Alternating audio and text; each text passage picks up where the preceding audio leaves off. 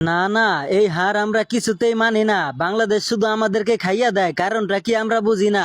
কারণ বুঝোস না তোরা, আমরা তো আগেই কইছিলাম সময় মতো দেখাইয়া দিমু আমরা। তাই বলে কি প্রত্যেকবার আমাদের সাথে এমন করবা? চ্যাম্পিয়ন্স ট্রফি থেকে আমাদেরকে বাদ করে দিলা, আবার বিশ্বকাপ থেকেও বাদ করে দিতে চাও? ওরা নাকি বনের রাজা সিংহ, তাই তগরে দেখাই দিলাম বাঘের কাছে তগ কোনো টাইম নাই। শম্ভু আটকায় 0 রানে, হাসারাঙ্গা আটকায় রিশাদের কাছে। বুঝতেছি না কারণটা কি। তোমাগো দলের মধ্যে শূন্য সরকারই একমাত্র ভালো, তাছাড়া যারা আছে সবাই খারাপ। কি রে বেটা, আমার নাম শম্ভু সরকার, তোরা আমারে শূন্য সরকার কইতাছস কে? যেভাবে দলে থাইকা দল রে বাঁশ দিতাছেন, শূন্য সরকার কইব না তো কি কইব আপনারে? মানুষ লেখাপড়া করতে করতে হয় ডাক্তার, আর শম্ভু শূন্য মারতে মারতে হয়ে যায় শূন্য সরকার। আমারে শূন্য সরকার কইতাছ? আমি সেঞ্চুরি করে তগর লগে দেখাইয়া দিমু আমি সেঞ্চুরি সরকার। তুই হালার পর রানের খাতায় খুলতে পারস না, আবার তুই সেঞ্চুরি করতে চাস? পাবলিক হাসাইস না। আচ্ছা ভাই হাঁচারাঙ্গা, তোমার আর রিশাদের সমস্যাটা কি বুঝতাছি না। তুমি রিশাদের কাছে আটকে যাও কি কারণে? আগে দেখতাম শ্রীলঙ্কা আটকাইতে মুশফিকের কাছে, মুশফিক এবার নাই, ভাবছিলাম কেউ এবার আটকাইতে পারবো না। তবে এবার আবার মাহমুদুল্লাহর কাছে আটকায় গেলাম। ওইটা আমরা জানি, তোমরা একবার আটকাও মুশফিকের কাছে, একবার আটকাও মাহমুদুল্লাহর কাছে, কিন্তু তুমি কি কারণে রিশাদের কাছে বারবার আটকায় যাও এটাই বলো। আমিও তো বুঝতেছি না, বাচ্চা একটা পোলা 2 দিন ধরে আয়া সারতে পারলো না, আমার পিছে এভাবে লাগছে কি কারণে? রিশাদ মনে হয় হাঁসের বাচ্চা খাইতে পছন্দ করে, তাই হাঁসের বাচ্চার উপরে সবসময় বেশি আক্রমণ করে। দেখো ভাই, আমি তোমার আবার কইতাছি, আমার নাম হাঁসের বাচ্চা না, আমার নাম হাঁচারাঙ্গা। কি কইলেন ভাই? আপনার নাম মাছরাঙ্গা? তাহলে রিশাদ মনে হয় মাছরাঙ্গা খাইতে বেশি পছন্দ করে, তাই বারবার আপনারে মারে। আইরে হালার পুতেরা, কানে এত কম হুনুসকে? আমার নাম হাঁসের বাচ্চাও না, মাছরাঙ্গাও না, আমার নাম হইছে হাঁচারাঙ্গা, হাঁচারাঙ্গা। লাস্টের ওভারে আমি নিজ হাতে বোলিং আইছিলাম দেশটা জিতামু, কিন্তু বুড়া মাহমুদুল্লাহ তার হইতেই দিল না। হয়তো আমি বুড়া হইতে পারি, তবে আমি কিন্তু তোমাদের বাস দেওয়ার জন্য সব সময় রেডি থাকি।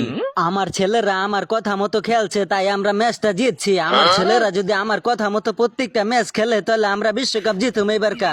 কথা তোমার পিছন দা বরম, খালি শ্রীলঙ্কাতে আসো, তুমি টাকার জন্য দেশে ঠকাই দিছো, আমরা কিন্তু দেখে নিমু এগুলা।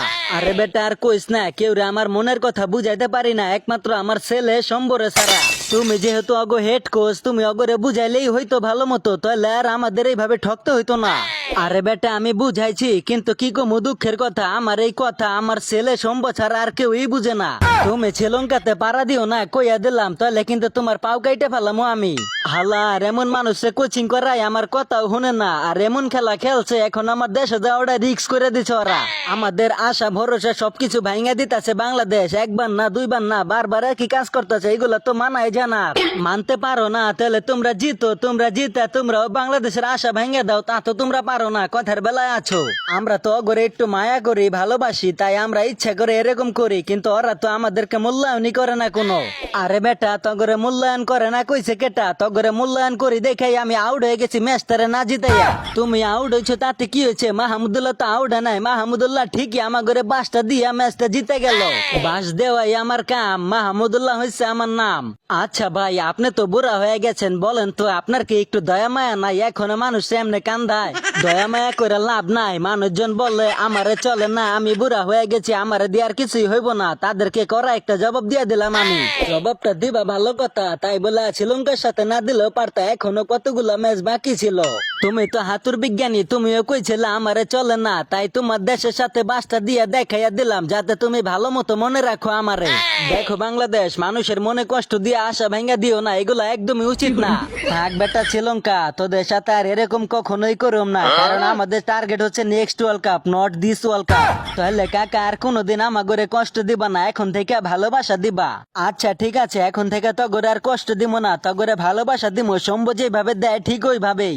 বিশ্বকাপের প্রথম ম্যাচে বাংলাদেশ ভরে দিল শ্রীলঙ্কাকে, ব্যাপারটা কেমন লাগলো অবশ্যই কমেন্ট করে জানাবেন। তো আজকের মতো এই পর্যন্তই, দেখা হবে পরে কোনো মজার ভিডিওতে। সে পর্যন্ত সবাই ভালো থেকো। নতুন নতুন ভিডিও পেতে চ্যানেলটিকে সাবস্ক্রাইব করে সাথেই থেকো। ধন্যবাদ।